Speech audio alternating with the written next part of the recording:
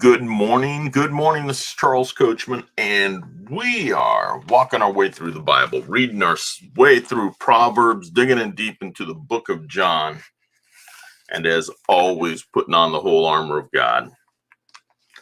Hey, I hope everyone had a great day yesterday, and I hope that you are looking forward to today and all that it holds in store for us. I'd like to get everything started by doing a quick couple of shout outs. Let's see if we can get them up. There we go. Happy birthday to Rebecca Hill and Frank Cancilla. Rebecca is a realtor down in Camarillo, California, and has been doing that for several years down there. So Rebecca, wishing you a very, very happy birthday. Frank Cancilla happens to be one of my better friends. As a matter of fact, we shared an office a few years back. And Frank, you are a good guy. Wishing you all the best on this, your special day. Anyway, I want to wish both Rebecca and Frank a very happy birthday. And if it is your birthday out there, happy birthday to you. Wishing you all the best, especially Rebecca and Frank. Have a awesome day. All right, let's take a quick look, see where we're at and what has happened. We have frozen. Oh, we froze up for a minute there. Okay, chapter. Well, it's April 1st. I guess that was the way for the internet to play a trick on me, but it's Thursday, April 1st. It's about 54 degrees here in San Jose, so we've got about a 13-degree difference in the last 4 days. Let's see.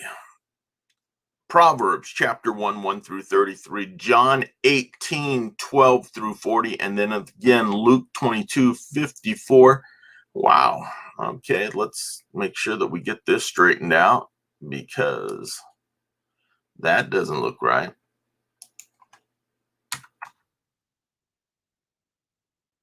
Oh, hold it. It's 23 through 25. Okay. That was right.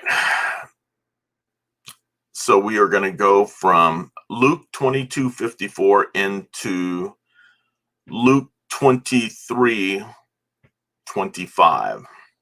And then, as always, putting on the whole armor of God. Good morning, Scott Ricard. Good morning to you. Hope everything is great down in Florida. Kathy Sherritt's Carvajal, good morning. Loved your guys' flowers yesterday. Those were absolutely beautiful. And it's so nice that you're giving out bulbs to people. That's very, very cool.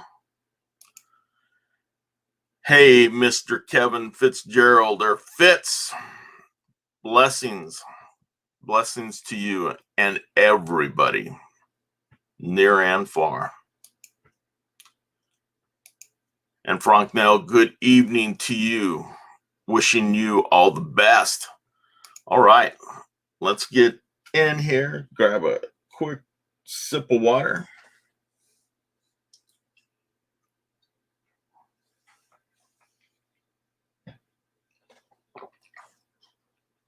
Haven't seen my buddy Tux this morning, so sure enough, he will be popping in at some point and get his morning wake up. Let's see. We are going into John 18:12. Actually, we're going into 18:13, so I'm off. And that's quite normal. Disciples in the world. But now I come to you, and these things I speak in my world, so that they may have my joy made full in themselves.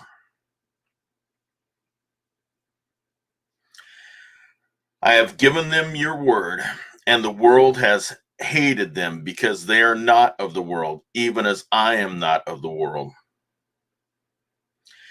I do not ask you to take them out of the world, but to keep them from the evil one. And I think I have already read part of this, so I'm going to I'll just finish it up. I do not ask you to take them out of the world, but to keep them from the evil one. They are not of the world, even as I am not of the world. Sanctify them in the truth. Your word is the truth. As you sent me into the world, I have also sent them. I have also sent them into the world. For their sakes I sanctify myself, and they themselves also may be sanctified in my truth. I do not ask on behalf of these alone, but for those who also believe in me through their word, that they may all be one, even as you, Father, are one in me, and I am in you, that they may also be in us, and that the world may believe that you have sent me. Okay. I've made a big mistake. So we are in 1812. That we had read yesterday, and I'm not going to continue. Now, Jesus before the priest. So the Roman cohort and the commander and the officers of Jesus and the officers of the Jews arrested Jesus and bound him and led him into Annas. Led him into Annas first, for he was father-in-law of Caiaphas, who was the high priest that year. Now Caiaphas was the one who advised the Jews that it was expedient for one man to die on behalf of the people. Simon Peter was following Jesus, so was another disciple. Now that disciple was known to the high priest and entered with Jesus into the courts of the high priest. But Peter was standing at the door outside. So the other disciple, who was known to the high priest, went out and spoke to the doorkeeper and brought Peter in. Then the slave girl who kept the door said to Peter, "You are not also one of the man's disciples, are you?" He said, "I am not." Now the slaves and the officers were standing there, having made a charcoal fire, for it was cold, and they were warming themselves, and Peter was also with them, standing and warming himself. The high priest then questioned Jesus about his disciples and about his teaching. Jesus answered him, "I have spoken openly to the world. I always taught in synagogues and in the temple, where all the Jews come together, and I spoke nothing in secret. Why do you question me? Question those who have heard what I spoke to them. They know what I said." When he said this, one of the officers standing nearby struck Jesus, saying, "Is this the way that you answer the high priest?" Jesus answered him, "If I have spoken wrongly, testify of the wrong, but if rightly, why did you strike me?" So Annas sent him bound to Caiaphas, the high priest. Peter's denial of Jesus. Now Simon Peter was standing and warming himself. So they said to him, "You are not also one of his disciples, are you?" He denied it and said, "I am not." One of the slaves of the high priest, being a relative of one whose ear Peter cut off, said, "Did I not see you in the garden with him?" Peter then denied it again, and immediately a rooster crowed.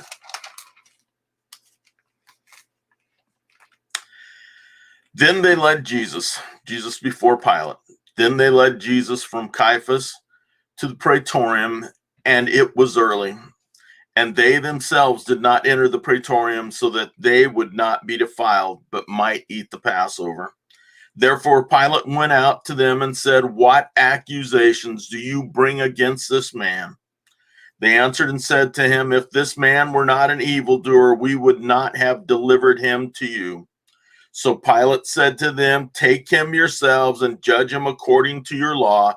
The Jews said to him, we are not permitted to put anyone to death, to fulfill the word of Jesus, which he spoke, signifying by what kind of death he was about to die.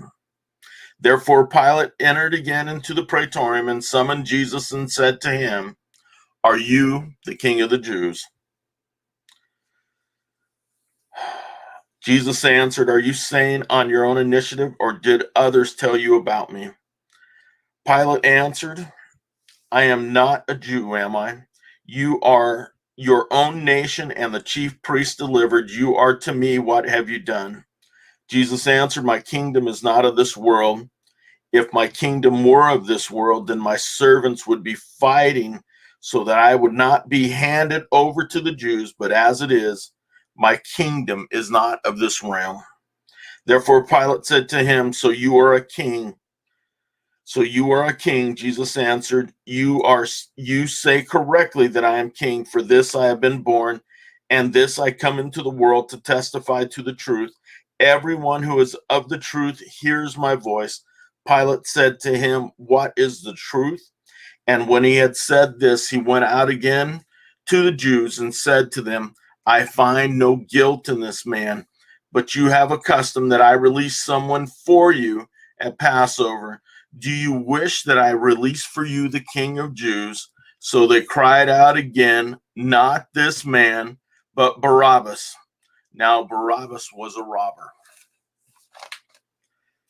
Okay, I realize that I have messed up my morning reading, but I'm going to skip into Luke, and we're going to go to Luke 54, Luke 22:54.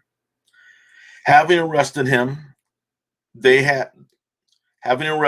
led him away and brought him to the house of the high priest. But Peter was following at a distance. After they kindled the fire in the middle of the courtyard and had sat down together, Peter was among them. And a servant girl, seeing him, and he sat at the firelight and looking intently at him, said, This man was with him too. But he denied it, saying, Woman, I do not know him. A little later, another saw him and said, You are one of them too. But Peter said, Man, I am not. After about an hour had passed, another man began to insist, saying, Certainly this man also was with him, for he is a Galilean too. But Peter said, Man, I do not know what you are talking about. Immediately, while he was still speaking, a rooster crowed. The Lord turned and looked at him. And Peter remembered the word of the Lord, how he had told him, Before a rooster crows today, you will deny me 3 times. And he went out and wept bitterly. Now the men who were holding Jesus in custody were mocking him and beating him. And they blindfolded him and were asking him, saying, Prophesy, who is the one who hit you? And they were saying many other things against him, blaspheming. When it was the day, the council of elders of the priests assembled, both priests and scribes, and they led him away to their council chamber, saying, If you are the Christ, tell us. But he said to them, If I tell you, you will not believe, and if I ask a question, you will not answer. But from now on, the Son of Man will be seated at the right hand of the power of God. And they all said to, Are you the Son of God then? And he said to them, Yes, I am. Then they said, What further need do we have of testimony? For we have heard it ourselves from his own mouth. Jesus before Pilate. Then the whole body of them got up and brought him before Pilate, and they began to accuse him, saying, We found this man misleading our nation and forbidding to pay taxes to Caesar, and saying that he himself is Christ, a king. So Pilate asked him, saying, Are you the king of the Jews? And he answered him and said, It is as you say. Then Pilate said to the chief priests and the crowds, I find no guilt in this man. But they kept on insisting, saying, He stirs up the people, teaching all over Judea, starting from Galilee, even as far as this place. When Pilate heard it, he asked whether the man was a Galilean. And when he learned that he belonged to Herod's jurisdiction, he sent him to Herod, who himself also was in Jerusalem at the time. Jesus before Herod. Now Herod was very glad when he saw Jesus, for he had wanted to see him for a long time, because he had been hearing about him and hoping to see some sign performed by him. And he questioned him at some length, but he answered him nothing. And the chief priests and the scribes were standing there, accusing him vehemently.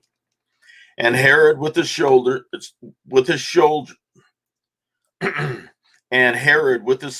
after treating him with contempt and mocking him, dressed him in a gorgeous robe and sent him back to Pilate. Now Herod and Pilate became friends with one another that very day. Before they had been enemies with each other. Pilate seeks Jesus' release. Pilate summoned the chief priests and the rulers of the people and said to them, "You brought this man to me as one who incites the people to rebellion, and behold, having examined him before you, I have found no guilt in this man regarding the charges which you make against him. Nor has Herod, for he sent him back to us, and behold, nothing deserving death has been done by him. Therefore I will punish him and release him." Now he was obliged to release to them at the feast one prisoner. But they cried out all together, "Away with this man, and release for us Barabbas." He was one who had been thrown into prison for an insurrection made in the city and for murder. Pilate, wanting to release Jesus, addressed them again, but they kept calling out, saying, "Crucify, crucify him."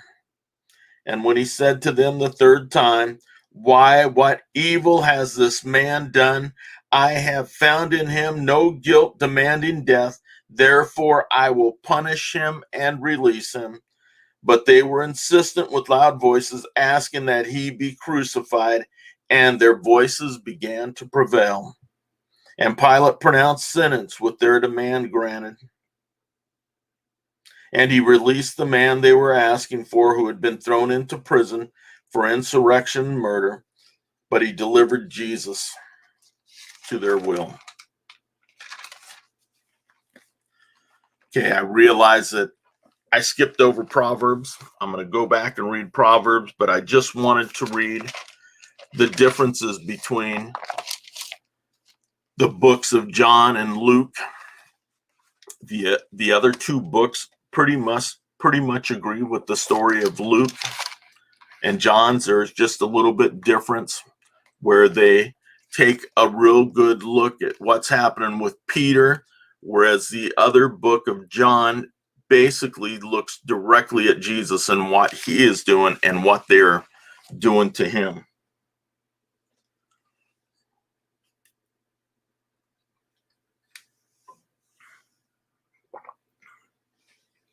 And we see that the heads of these areas do not want to put Jesus to death. But they give in.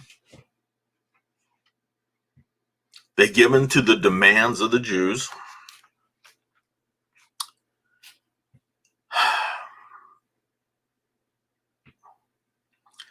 And instead, they bring out a man who has committed an insurrection, led a rebellion, had also murdered people. But they would much rather have that murderer in their midst than they would Jesus. And it's something that Jews to this day still have to deal with.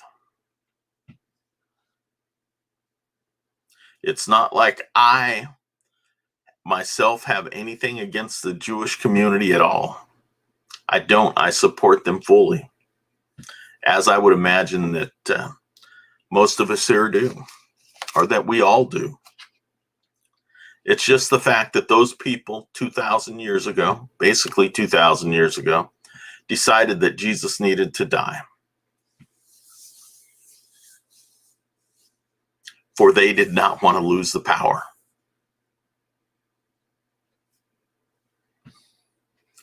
But it had been prophesied that this is what would have happened to Jesus, that this was to happen to Jesus.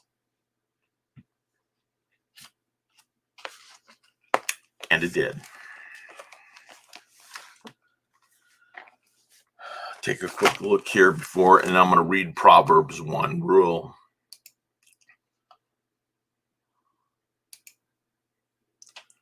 Good morning to all here that are watching. Gloria Brown, good morning to you. And Lona, good morning to you. So glad that you are all here. All right.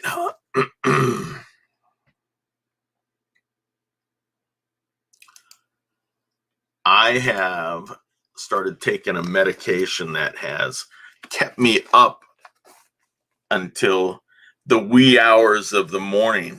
And I knew I was a bit foggy this morning, but I said, we're going to be okay. And then I just skip over everything. The usefulness of Proverbs. The Proverbs of Solomon, the son of David, king of Israel, to know wisdom and instruction, discern the sayings of understanding, to receive instruction in wise behavior, righteousness, justice, and equity, to give prudence to naive, to youth, knowledge and discretion. A wise man will hear and increase in learning, and a man of understanding will acquire wise counsel. To understand a proverb and a figure, the words of the wise and their riddles. The fear of the Lord is the beginning of knowledge. Fools despise wisdom and instruction. The enticement of sinners. Hear, my son, your father's instruction, and do not forsake your mother's teaching. Indeed, they are a graceful wreath to your head and ornaments about your neck. My son, if sinners entice you, do not consent. If they come with us, let us lie in wait for blood. Let us ambush the innocent without cause. Let us swallow them alive like Sheol, even whole as those who go down into the pit. We will find all kinds of precious wealth. We will fill our houses with spoil. Throw in your lot with us. We shall have one purse. My son, do not walk in the way with them. Keep your feet from their path, for their feet run to evil, and they hasten to shed blood. Indeed, it is useless to spread the baited net in the sight of any bird, but they lie in wait for their own blood. They ambush their own lives. So are the ways of everyone who gains by violence. It takes away the life of its possessors. Wisdom warns. Wisdom shouts in the street. She lifts her voice in the square. At the head of the noisy street, she cries out. At the entrance of the gates in the city, she utters her saying, how long, O naive ones, will you love being simple-minded? And scoffers delight themselves in scoffing, and fools hate knowledge. Turn to my reproof. Behold, I will pour out my spirit on you. I will make my words known to you. Because I have called you and you refused. I stretched out my hand and no one paid attention. And you neglected all my counsel and did not want my reproof. I will also laugh at your calamity. I will mock when your dread comes. When your dread comes like a storm and your calamity comes like a whirlwind, when distress and anguish come upon you. They will all call on me, but I will not answer. They will seek me diligently, but they will not find me. Because they hated knowledge and did not choose the fear of the Lord. They would not accept my counsel. They spurned all my reproof. So they shall eat of the fruit of their own way and be satiated with their own devices. For the waywardness of the naive will kill them, and the complacency of fools will destroy them. But he who listens to me shall live securely and will be at ease from the dread of evil. So as we pull it right into Proverbs, we are beginning. Seek wisdom, truth, understanding, wisdom, knowledge, and understanding. It's laying it out there for us. It's telling them, here we are. Take us, follow us. Don't be like the fools. Do not walk away from it. Do not walk in the way of those that don't want wisdom, those that do not choose knowledge, those that do not choose understanding. Walk in the way of the wise. And we have to do that. We have to do it if we want to be correct. If we want to be in the way of learning about Jesus, to learn about our God, and not to be thought of as fools.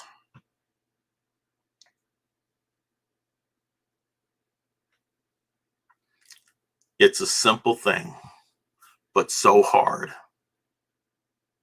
As kids, we are just full of things that we want to do.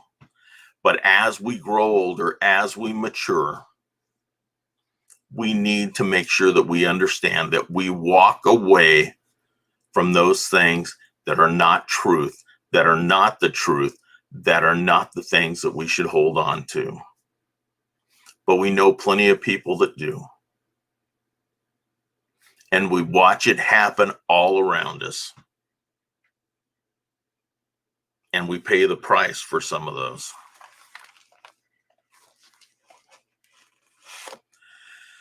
I want to thank you guys for hanging in there today. Hopefully things will be much better in the morning. But tomorrow brings a day that I got to tell you, brings my throat will tighten up.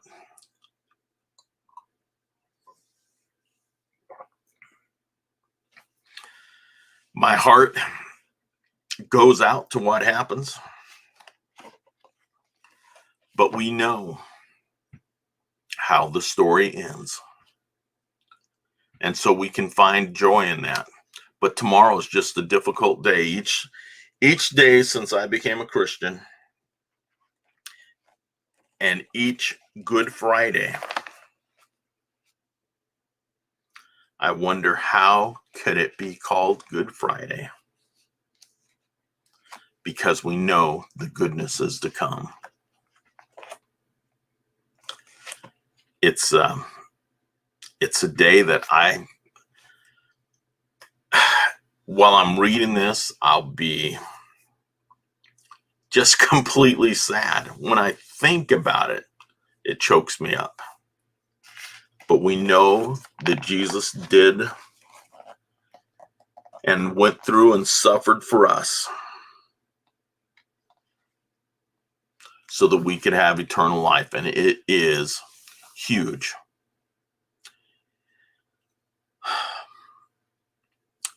But we know exactly what happens, and we know how Jesus takes the darkness of this day, of tomorrow, and turns it into the light. And thank goodness for that. Thank you, Jesus. The leaders in that time were jealous of finding Jesus Christ. And I believe that we're in that world again, being mocked.